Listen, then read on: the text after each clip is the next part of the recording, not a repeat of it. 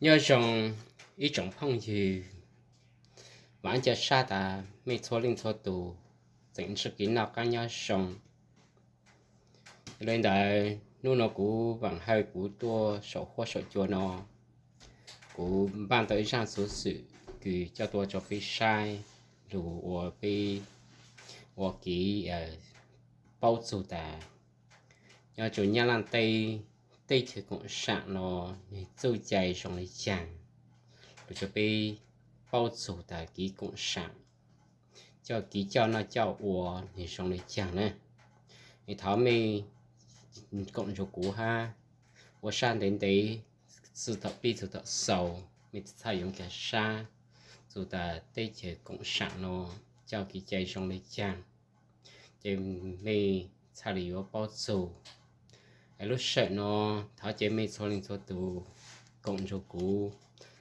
mong nữa, ở cũ cho mình mong cũ cho luôn nó cũ cho mình sai, mình sai bao tài giờ đi chẳng khó nó mua hà luôn ra lù ta nổ chứ tranh về sảnh lì tây là để lấy là cho một chỗ lụy tổ này ạ thì chơi mình cũng cho cú đi ở kim hồng tàu còn tôi mấy chục mẫu ở dưới cánh đồng mơ này hiện nay tôi để lại ngoài sổ sách dân nó tố cáo nó kiện cho nên cán bộ bây giờ phải gọi những một số anh em nhà cán bộ đến để nhận ruộng để cho hết cái số diện tích này đây nhé, tôi phát trực tiếp để cho toàn cộng đồng mạng để được biết nhé.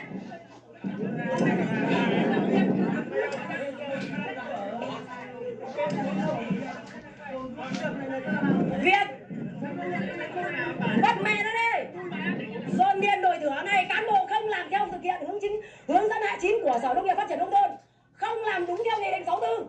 Cán bộ hiện nay chia ruộng của năm 2019 đã xong báo cáo thành tích là đã chia thành công, nhưng đến năm 2020 cán bộ xã lại chia lợi ích nhóm cho nốt một số cán bộ anh em nhà cán bộ xuống di đồng để chia hết phần số diện tích bỏ ra ngoài sổ sách mấy chục hecta đất đây. Cho nên hôm nay người dân phát trực tiếp để đề nghị thanh tra chính phủ ông Nguyễn Phú Trọng về để trực tiếp để giải quyết cho dân. Hiện nay cán bộ xã Phú Cường huyện Ba Vì bao che lợi ích nhóm thoáng cướp hết của dân. Đấy. Cây không hình nhận thường được. Giờ đó. Này, tại sao bí thư thôn lại là như thế nhỉ? Người ta chuộc cán bộ làm sai, dân người ta có quyền được phép nhá. Dân có quyền giám sát các anh, nhớ chưa? Dân có quyền giám sát nhá. Này, nếu như mà tao mà mất dạy, chúng mày gõ cổ ra vào, cán bộ làm sai thì cán bộ xấu hổ với dân, chúng mày cố tình mày cướp hả? Một số vào đồng dưới một Rất bỏ đi, rất bỏ đi. Rất mẹ đi, rất beng luôn bỏ đi. Chia gì? Mày rất bỏ đi, rất bỏ đi, rất bỏ đi. Rất bỏ ruộng không phải của nhà bí thư luôn, ruộng của bà Tâm Quyền mà bây giờ cán bộ xuống Thái Bình cướp ruộng. Rất mẹ đi, rất bỏ đi, rất bỏ đi.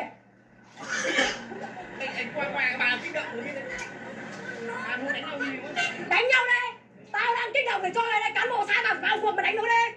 Hãy đánh tao đi, tao sai phải đánh tao đây.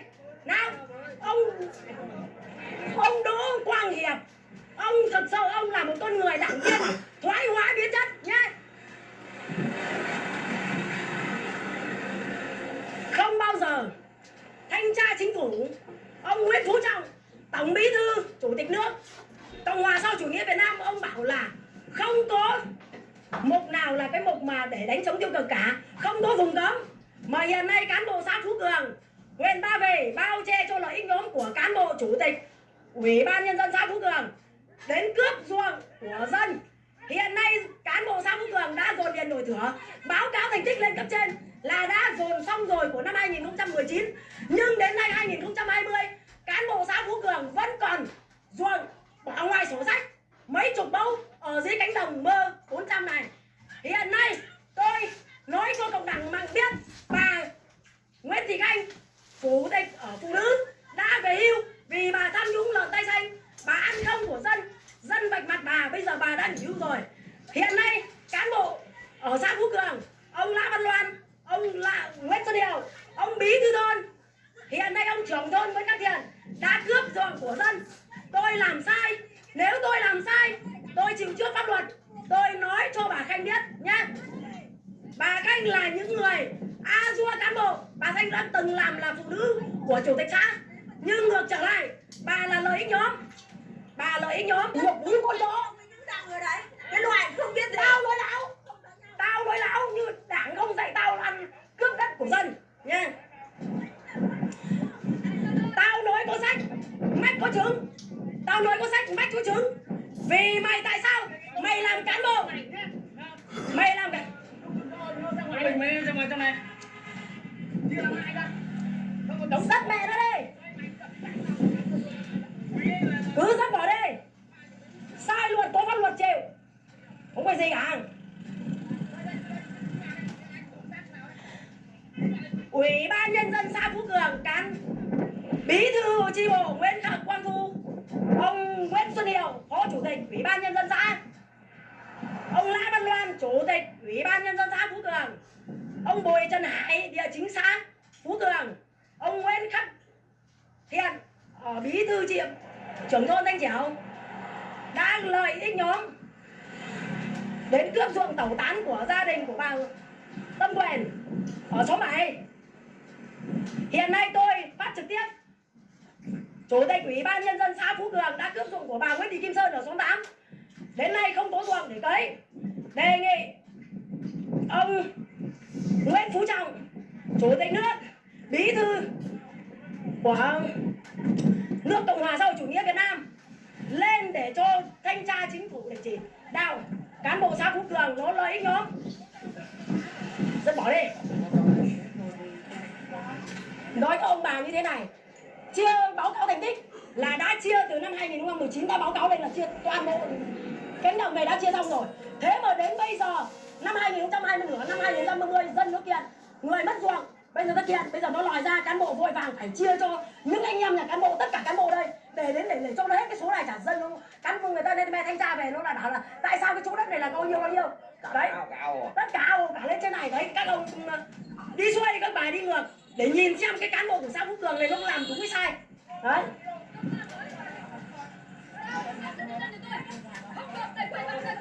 Đây này, công an này đánh dân đây này, dồn điện đổi thửa.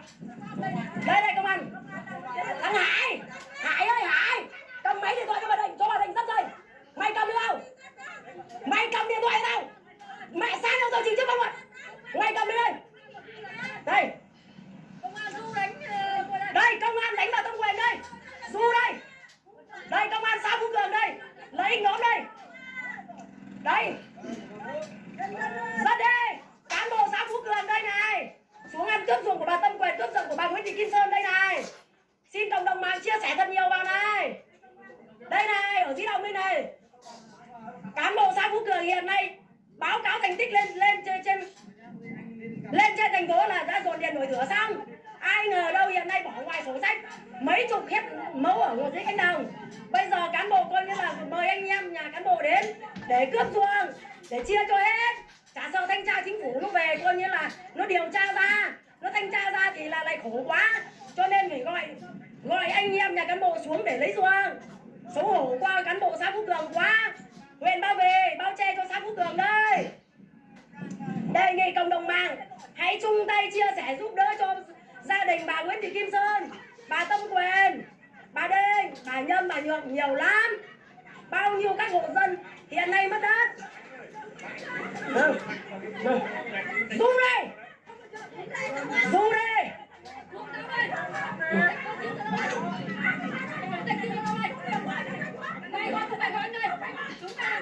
Chúng mày dưới quyền của chủ tịch nhá.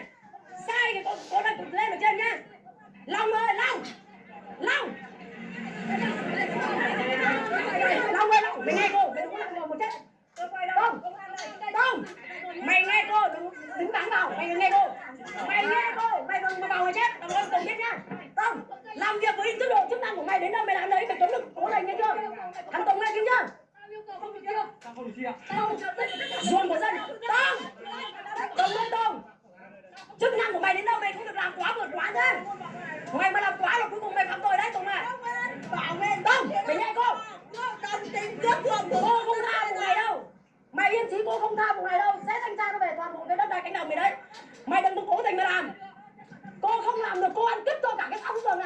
nên nhớ, cô nói mày nên nhớ như thế.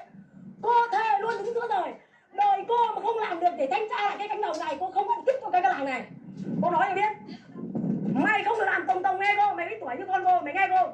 Chức vụ của mày làm đến đâu mày làm đấy. Mày không cố tình mày làm nghe theo lũ cán bộ là mày chết đấy. Xong cuối cùng là đi cả một mảng đấy. Mày như con cô này thôi. Pháp luật phải hiểu cho rõ pháp luật. Còn mày yên trí, tao sẽ làm vụ này, đời tao con Sơn. Con Sơn mà không làm được thanh tra lại, chính phủ về thanh tra lại cái cánh đồng này, tao không bằng con cả cái làng này nhé. Đường này làm mét, đường cái của nhà Hùng không?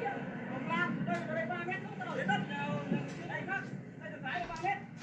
Lấy 3 mét, 3 mét, còn đâu của này khác. Đây đường cái ngồi, thì cả cô của mấy đường cái.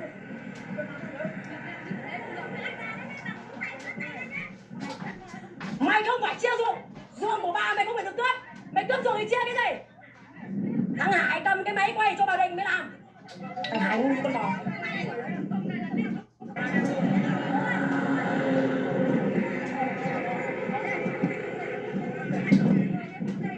Hải ơi, cầm cái điện thoại của bà Đình, cho bà Đình với bà Tâm, hai bà dắt dây cho tao. Mày cứ để đấy, tao sẽ làm vụ này cho. Riêng tao không thanh tra được cái vụ này thì mẹ, tao không bằng con cả cái làng này luôn. Tao nói cho mày biết như thế. Để xem cái cán bộ của xã Phúc Cường này nó to đến đâu. Cướp ruộng của dân. Dắt bỏ, cứ không có quyền để cướp để đo dây ruộng đất cho mình. Không có đo gì hết, dắt bỏ luôn nha. Hiện nay ruộng của bà Tâm không được cho ai đâu, không có đủ tư cách gì để đến mà đo nhé. Không đủ tư cách gì để mà đo ruộng nhé. Thấy chưa? Không đủ tư cách, dắt bỏ luôn. Thấy chưa? Tao nói là người dân, tao nói lý phải nhé. Để sẽ có thanh tra chính phủ nó phải về đây, nó vào cuộc, nó sẽ làm cho cái xã Phú Cường thanh tra lại toàn bộ diện tích đất này. Để nay mai cho những thằng con cán bộ này nó mới biết được thế nào nhé. Chứ còn bây giờ nó cố tình nó nộ nạt dân đây này, nó cướp trắng để lợi ích nó đây này. Đấy.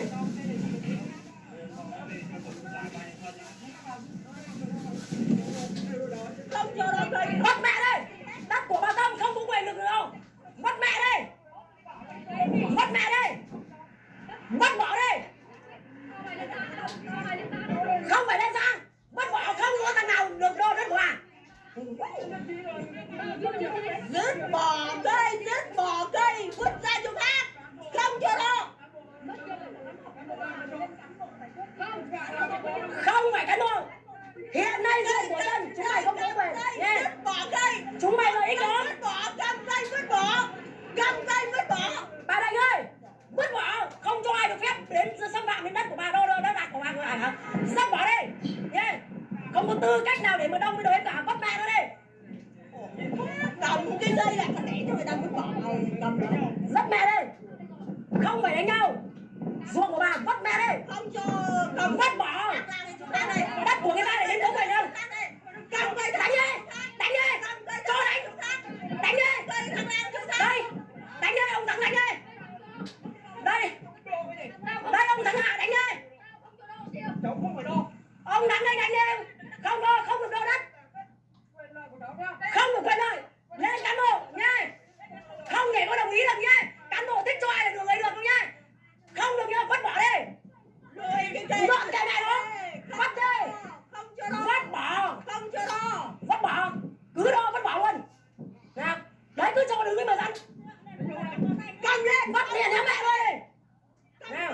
Áp đảo gì, cán bộ xuống áp đảo gì. Cán bộ cướp để mà áp đảo gì. Nhắm mẹ đây, bà Tâm nhắm mẹ đây. Bà Định nhắm bỏ đi. Vứt bỏ. Nếu ông Thắng mà là con trai, ông Thắng con trai mà đánh bà Tâm là ông Thắng trai. Không phải đi ra. Không đi ra. Cứ đứng đây cái Định đứng đấy. Không à. Bắt mẹ đi. Bắt mẹ nó đi. Nói như thế thì này không phải là thích nó là nó đánh thì ai nghe chưa? Nhưng mà hai chị em đấy nó con một nó lên nó lại bận làm bài. Còn người đừng có nào. Mẹ, mỗi người đừng có nào như thế kia kìa. Cháu chưa bỏ cái đất của cháu xuống đây. Thằng này ở đâu? Thằng Kiến, thằng Hà Kiến là ra nào? Rồi, thế thì cho cái hồn tất cả những có đây mà rồi.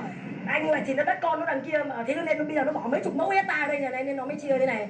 Nó mới đua nhau như này này. Thằng con nào cán bộ nó chỉ có phần ở đây thế này. Vứt bỏ đi nha. Ông Thắng làm như thế là ông Thắng sai hoàn toàn nha. Ruộng của người ta làm mấy chục năm nay không có tranh chấp nha. Bây giờ ông Thắng đến để cướp nha là ông Thắng sai nha. Vứt bỏ đây bà Tâm với bà Đình đến vứt bỏ đây. Quá không đúng bảo vứt bỏ đi mà cho cái con bọn thằng nhớ thằng bà trôi xuống. Bà đi để biết việc thì mình phải bảo vui. Qua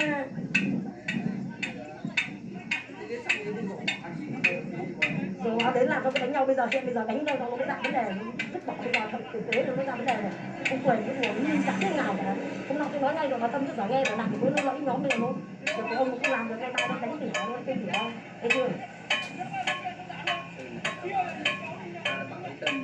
nói cho nghe không Tâm cái gì không Tâm mình chính nó nghe nó cứ suy nghĩ nó bảo con Xuân không làm được gì đó cho nên em đến đây chúng nó rất tròn cho nên nó cố tình nó để em mình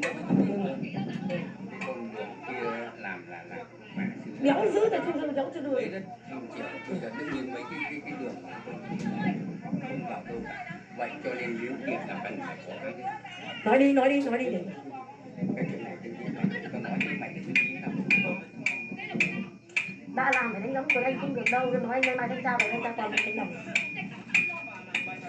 mày này cái đéo đó địt mẹ chúng mày cán bộ đéo này cán bộ anh em thì chúng mày lợi ích đó ruộng của tao chúng mày đi cướp ruộng của tao chúng mày đi chia cho anh em chúng mày tại sao chúng mày đã chia ruộng xong báo cáo thành tích là năm 2019 chúng mày đã xong rồi tại sao bây giờ năm 2020 chúng mày lại chia nốt là lý do vì sao chúng mày bỏ ra đây mấy chục mẫu chúng mày không nuốt nổi nên chúng mày gọi anh em chúng mày đến đây để chúng mày chia đúng không hả chúng mày lợi ích nhóm đây này chúng mày bỏ mấy chục hecta ở đây này mấy chục mẫu ở đây ở cái cánh đồng đây này cho nên là bây giờ chúng mày dân nó kiện chúng mày không nuốt nổi chúng mày phải gọi anh em cán bộ xuống đây để chia bớt đi chả là nó lộ liễu ra mấy chục mẫu ở đây đúng không hả bà Tâm ơi vứt bỏ đây không phải của mà vứt bỏ đây mất tình cảm gì chúng mày cướp trắng ruộng thì còn mất tình cảm gì hả đây ruộng của ta chia từ năm 2019 đã xong rồi tại sao chúng mày bây giờ còn chia ruộng nữa hả đấu thầu gì đất quý 1 của người ta đây là hiện nay nhé cán bộ chia 2019 đã xong rồi tại sao bây giờ còn chia vì là cán bộ bỏ ra mấy chục mẫu ở đây cho nên không nuốt nổi dân nó kiện cán bộ không nuốt nổi thanh tra nó vào cuộc buộc nó phải gọi dân anh em cán bộ nhà cán bộ xuống đây để chia cho hết tôi nói ông Thắng biết tôi nắm rất rõ đời tôi nếu tiền được tôi nói ông biết tôi nói thật tiên vì hệ tôi là thực tế tôi nói thật tôi nói thực tế đây hôm nay cán bộ hiện nay sao rồi không phải hôm nay là dồn ruộng mà dồn ruộng năm 2019 nhé hiện nay cán bộ xã Phúc Cường đã cố tình tôi ra báo rồi tôi làm rồi nhé tôi nói ông biết như thế sẽ có thanh tra chính phủ về nó thanh tra toàn bộ cái cánh đồng này để xem là cán bộ xã Phúc Cường này nó tham nhũng đến mức độ nào được không thể sao giả được ông không được cướp lên nó sẽ có thanh tra về tao nói cho con kia biết nhé nghe mày tao sẽ gọi đấy báo nó tao làm rồi nó sẽ có người nó gọi hôm nay tao phát trực tiếp nhé ngày hôm nay là ngày 23 tháng 7 nhé đây nhé chúng mày cướp ruộng của tao nhé đây tao cũng có ruộng nhá toàn là cán bộ nhá cán bộ xã Phúc Cường đây toàn cán bộ xã Phúc Cường đây chúng mày lợi ích nhóm chúng mày chia hiện nay bây giờ báo chí nó phanh phui chúng mày ra bây giờ bỏ mấy chục mẫu ở dưới cánh đồng này chúng mày không làm gì được chúng mày bây giờ phải gọi anh em nhà cán bộ đến để chia cho hết phần đất này không sợ nay mai thanh tra nó về là nó thanh tra là không nói được nữa mắc cỡ không nói được nữa nên chúng mày phải tẩu tán ngay ruộng cho dân như thế này đây chúng mày cướp ruộng của nhà khác giao cho người khác đây hả chúng mày cướp ruộng của bà Kim Sơn để giao cho các hộ đây nhà ông Yên Lô đây hả đây rất bỏ đừng có buông dây ra trong đây là rất bỏ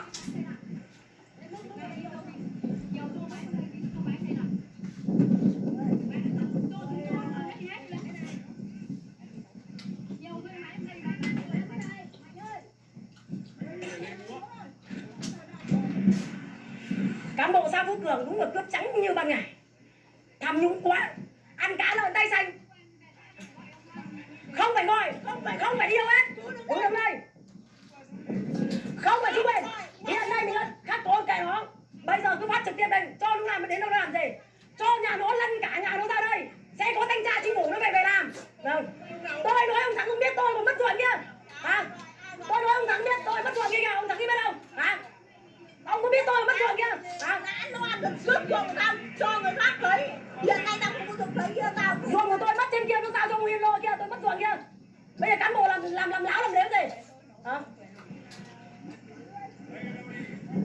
hôm nay việc của bà là mời mọi người. Việc của ai không phải việc của chú, không phải việc của bà, việc của bà không bà ai. Ruộng đi ạ. Cao có cao ra Tôi hỏi nhá các ông các bà, ruộng này từ năm 93 đến giờ, gia đình bà Tâm Quyền không tranh chấp, gia đình bà Kim Sơn không tranh chấp với ai, mà đến nay cán bộ là sẽ tự ý lấy ruộng của gia đình bà Kim Sơn, bà Tâm Quyền để đem đi giao cho hộ khác. Cán bộ xã Phú Cường báo cáo thành tích là dồn điền đổi thửa của năm 2019 đã xong, nhưng thực tế ra bỏ mấy chục mẫu ở cánh đồng dưới 400 này, cho nên bây giờ dân nó tố cáo, thanh tra về điều tra, cho nên đến bây giờ tôi nói là không nuốt nổi được, gọi anh em nhà cán bộ đến để chia cho bớt, để cho hết, nên mai thanh tra chính phủ nó về không còn có mặt nữa. Còn riêng tôi nói cho cán bộ biết, con lý tao nói biết, tao không thèm cho mày, cái loại mày tao chấp, tao không thèm, cái loại mày cái loại là vô học, cái loại mày anh em nhà mày thằng ông mày cái loại đảng viên này đoạn nắng đập mỡ, cái loại mày đừng ăn được học của nhà nước dạy mày thế à, bác Hồ dạy mày thế à, cái loại đảng viên thế à hả, cái loại đảng viên đảng nắm đảng mỡ, mày cướp của người dân cho nên dân nó mới chửi mày, mày có thấy nhục không hả, đảng nắm đảng mỡ, loại mày đảng mua quyền mua chứ bán, đảng gì chúng mày, đảng mày cướp ruộng của tao, tao người dân tao không có học, tao đòi nào, chúng mày có học, chúng mày lại cướp ruộng của dân, chúng mày học luật thế à hả, đảng nắm đảng mỡ, chúng mày là đảng viên, chúng mày được ăn được học, được đảng giáo dục chúng mày như thế à, bác Hồ dạy chúng mày thế à, bác Hồ dạy chúng mày để điên cướp ruộng của dân à, cho đảng viên chúng mày là làm được gì cho dân chưa hả? Tao không phỏng vấn, mày là người dân, tao không thể phỏng vấn, tao phỏng vấn như thằng cán bộ nhé, cán bộ hiện nay là làm láo làm lếu, thấy chưa? Tôi nói thật với ông, tôi không bầu những cái loại gương mặt này, ăn cả lợn tay xanh, đây là những người coi như là quyền mua chứ bán nhá, quyền mua chứ bán, cho nên là bây giờ dân nó bị khổ thế này nhá, tôi nói cho ông biết nhá, còn nếu là đảng viên đó, như bác ông Trọng kia kìa, ông Nguyễn Phú Trọng kia kìa, ông đem lại công đo ông nước dân kia kìa, ông làm sự thật kia kìa, tao có cái nó cướp ruộng của tao, tao có quyền nhá, tao mất ruộng, tao phải đòi hỏi công lý nhá, tao mất ruộng tao phải đòi hỏi công lý, hiểu chưa? Chúng mày là cán bộ, chúng mày được đảng nhà nước giáo dục chúng mày thế à hả, cán bộ chúng mày được ăn được học, ăn hai cơm dân, chúng mày đảng mua đảng bán, đảng gì dân không ai ta bầu những cái loại chúng mày lợi ích đó hả, chúng mày làm cạn nhân dân nó mới chửi nhá, chúng mày là cán bộ mà chúng mày mà tử tế không ai dân người ta chửi chúng mày nhá.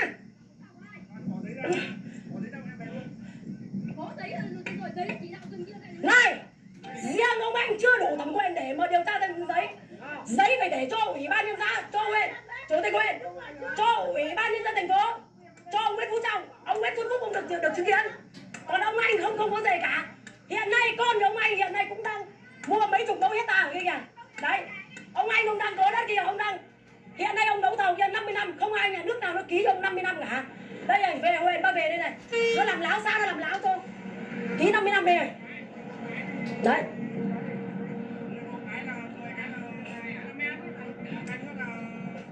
Ruộng của người ta 30 năm nay không ai tranh chấp, giờ dồn điền đổi thửa, cán bộ không làm theo đúng hướng dẫn 29 của Sở Nông nghiệp Phát triển Nông thôn, Nghị định 64 cán bộ không làm đúng, để bỏ bao nhiêu diện tích bỏ ngoài sổ sách.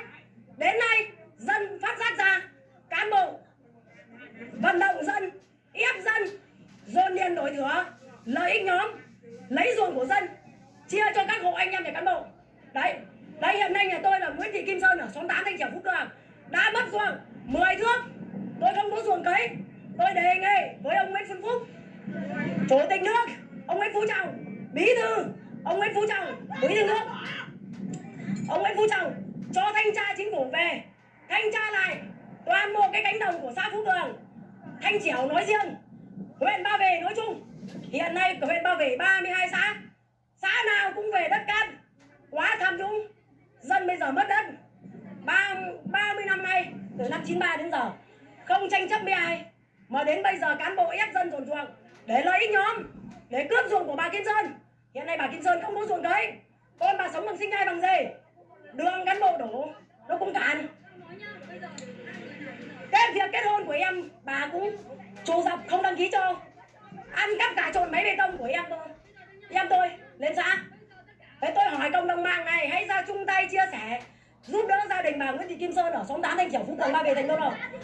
Đấy, tôi nói để cho các cộng đồng mạng để được biết rồi, các cộng đồng mạng hãy chia sẻ sớm ông Nguyễn Phú Trọng, ông chủ tịch nước, ông Nguyễn Bí thư, ông Bí thư chủ tịch nước Nguyễn Phú Trọng hãy lắng nghe dân để về chỉ đạo cho dân cái cán bộ xã Phú Cường này Có tham nhũng quá. Năm 2012 cán bộ xã Phú Cường ăn cướp lợn tay xanh, ăn mệt quá. Hiện nay cán bộ xã Phú Cường thuê coi như là xã hội đen về để tru dập gia đình bà Sơn, gia đình bà Tâm Quyền. Đây hôm nay tôi phát trực tiếp đây, có bằng chứng đây. Đấy, bây giờ đảng viên của một xã Phú Cường liệu như thế này có còn xứng đáng để làm một đảng viên nữa không? Lợi ích nhóm này, công an xã Phú Cường, công an huyện Ba Vì bao che cho tòng phạm để cho cái xã Phú Cường ấy làm láo. Cán bộ xã Phú Cường hiện nay nó làm láo quá, cướp đất của dân, trắng trợn của dân. Hiện nay nó bắt bơ rồi. Ê, bà Định rất dây đây, hãy cầm cái máy quay cho bà Định hai bà con nào. Con nó đây, mày cầm thì mày quay.